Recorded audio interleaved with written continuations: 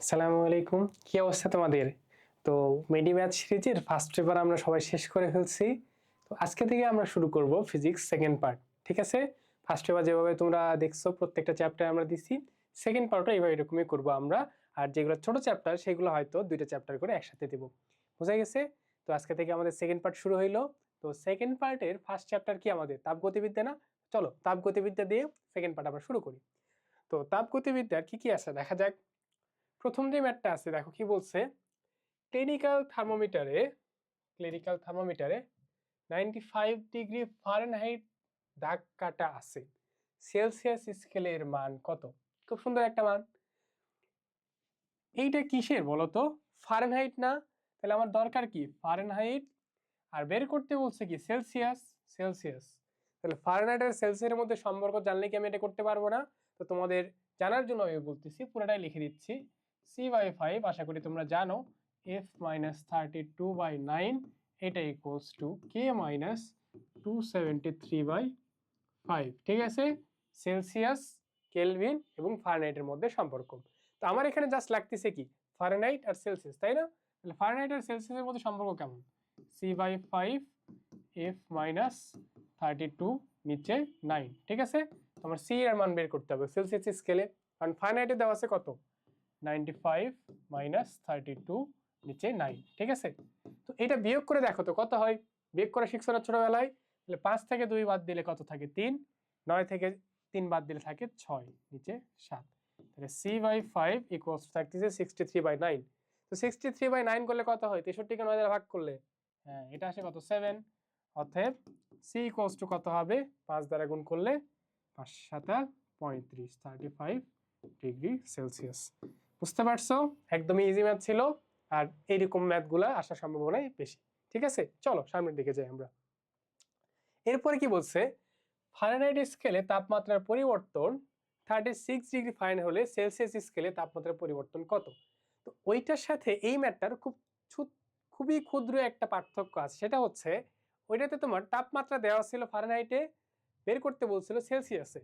এখানে তাপমাত্রার পরিবর্তন দেওয়া আছে ফারেনহাইটে, সেলসিয়াস স্কেলে তাপমাত্রার পরিবর্তন বের করতে বলছে।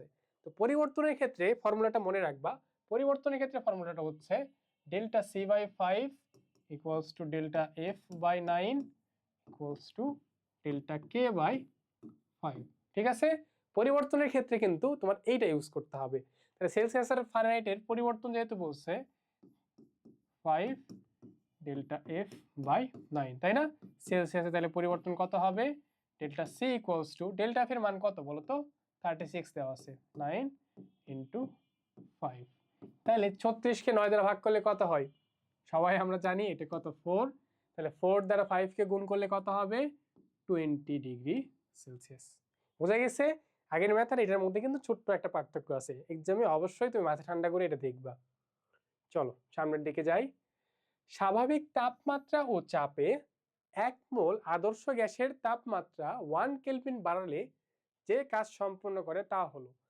তো তোমাদের যদি মনে থাকে স্বাভাবিক তাপমাত্রা ও চাপে বলছে, তো তোমাদের যদি মনে থাকে কাজ কেমনে আমরা বের করছিলাম তাপগতিবিদ্যাতে? আমরা কাজ বের করছিলাম কিভাবে, যদি চাপ স্থির থাকে আর আয়তনের পরিবর্তন হয়, এইভাবে বলছিলাম, তাই না? P = dV, এভাবে লেখা উচিত, তাই না? কিন্তু এখানে দেখো চাপের মানও তো দেওয়া নাই, আয়তনের পরিবর্তনও দেওয়া নাই, দেওয়া আছে কি তোমার তাপমাত্রার পরিবর্তন। তো এখন তুমি কি জানো বলো তো? তুমি কি ফর্মুলা এটা জানো না? PV = nRT। তোমার এইটা দিয়ে ইউজ করতে হবে। কিভাবে? যে তোমার এখানে যেহেতু তুমি আয়তনের পরিবর্তন নিচ্ছ, তাইলে এই জায়গাতেও কি হবে? জাস্ট পরিবর্তন। কারণ কি স্থির চাপে তোমরা সূত্র পড়ছিলে না, চার্লসের সূত্র মনে আছে তোমাদের স্থির চাপে? তো স্থির চাপ যখন হবে তখন কি হবে? এই আয়তনটা কেলভিন তাপমাত্রার সমানুপাতিক, মনে পড়ে? তাহলে এখানে আমি এটা দিয়ে কি লিখতে পারবো? n আর ডেল্টা টি। তো এখানে n এর মান কত দেওয়া আছে বলো তো? 1 মোল। তাহলে 1 মোল। আর এর মান কত? এটা আমাদের সবার জানা উচিত। আর এর মান হচ্ছে 8.314, তাই না?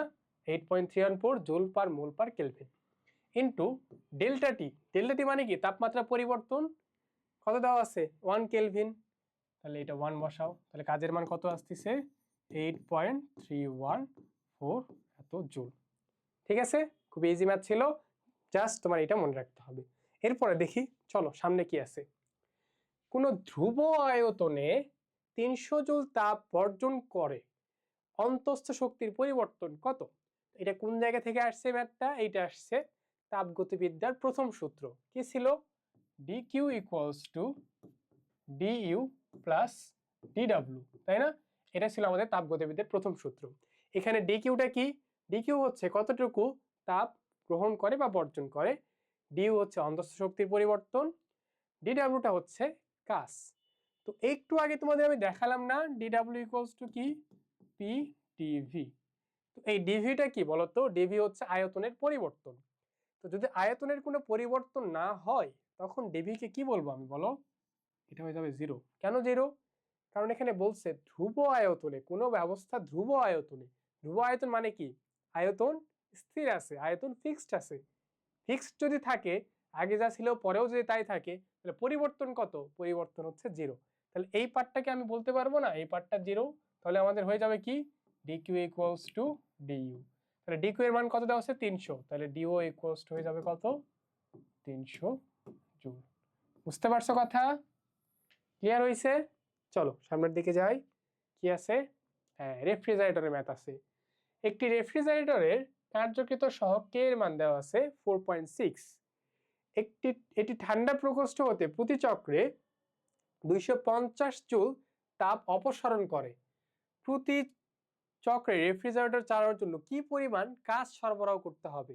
তো তোমাদের রেফ্রিজারেটরের ক্ষেত্রে মনে রাখা উচিত এটা কিন্তু নরমাল ইঞ্জিনের মতো না। এটাতে কি করতে হবে? কার্যকৃত সহগ কে ইকুয়ালস টু আমরা কি জানি?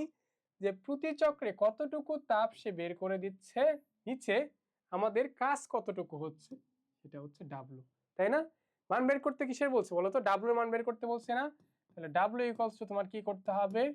Q1 ডিভাইডেড কে। Q1 এর মান কত বলো তো? Q1 এর মান দেওয়া আছে 250 জুল, কে এর মান হচ্ছে 4.6। এইটা করলেই তোমার ডাব্লু এর মানটা চলে আসবে। তো এইটার জন্য আমি তোমাদের একটা ভালো উপদেশ দেব, সেইটা হচ্ছে অপশন টেস্ট। তোমাদের অপশন টেস্ট থাকবে, তার সাথে অপশনগুলো থাকবে, তার সাথে 4.6 গুণ করে দিলে যেটাতে 250 আসবে বা কাছাকাছি আসবে সেটাই আনসার।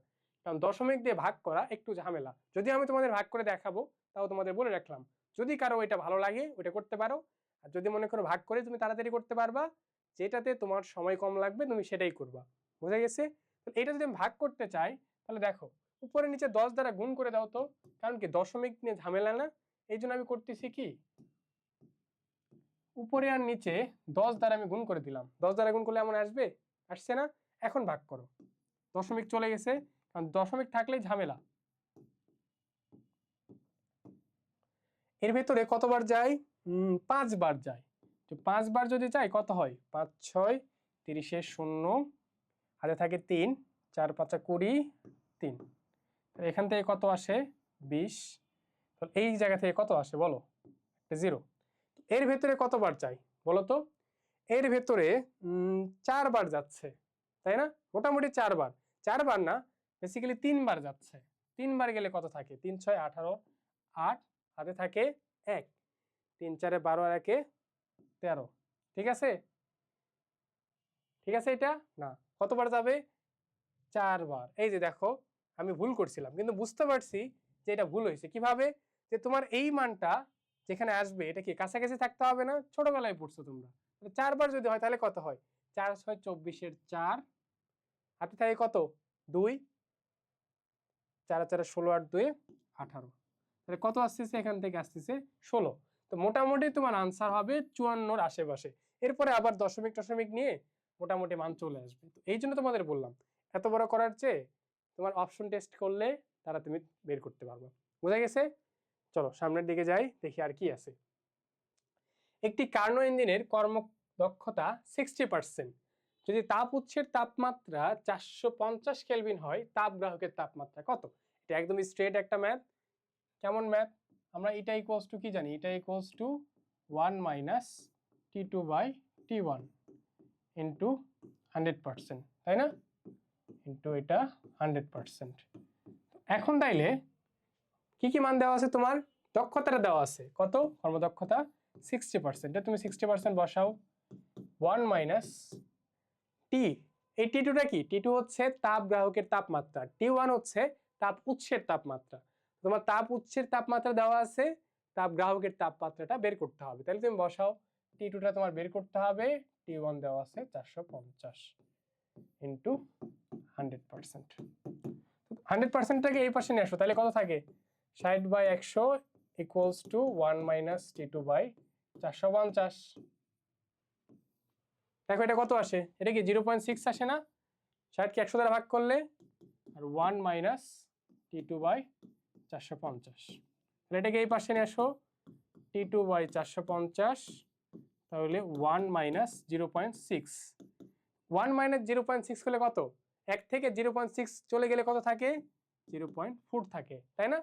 তাহলে টি টু ইকুয়ালস টু কি হবে? 450 ইন্টু 0.4। এটা জাস্ট গুণ করো, তাহলে চলে আসবে। এটা গুণ করলে কত আসবে? 0, 4 5 20, 0 হাতে থাকে 2, 4 4 16, 2 18। ঠিক আছে এটা? হ্যাঁ, আশা করি ঠিক আছে। এখন দশমিক পর একটা দেওয়া আছে, তাহলে এই জায়গায় একটা দশমিক দিয়ে দাও। কারণ কি দেখো, দশমিকের পর একটা সংখ্যা আছে না? তোমাদের ফার্স্ট পেপারেও আমি প্রত্যেকটা ক্লাসে এরকম দশমিকের এগুলো হিসাব করে দেখাইছি, যে দশমিকের পর একটা সংখ্যা আছে, এখানেও দশমিকের পর একটা সংখ্যা রাখতে হবে। তাহলে থাকতেছে কত? 180। তাহলে টি টু তাপ গ্রাহকের তাপমাত্রা কত হবে? 180 কেলভিন। বোঝা গেছে? চলো দেখি। হ্যাঁ, এই ছিল আমাদের তাপ গতিবিদ্যা। তো সেম ভাবে তোমরা যেভাবে ফার্স্ট পেপার করে আসছো, সেকেন্ড পেপারে প্রত্যেকটা চ্যাপ্টার এভাবে দেওয়া হবে। ঠিক আছে, ভালো থাকো তোমরা, আল্লাহ হাফিজ।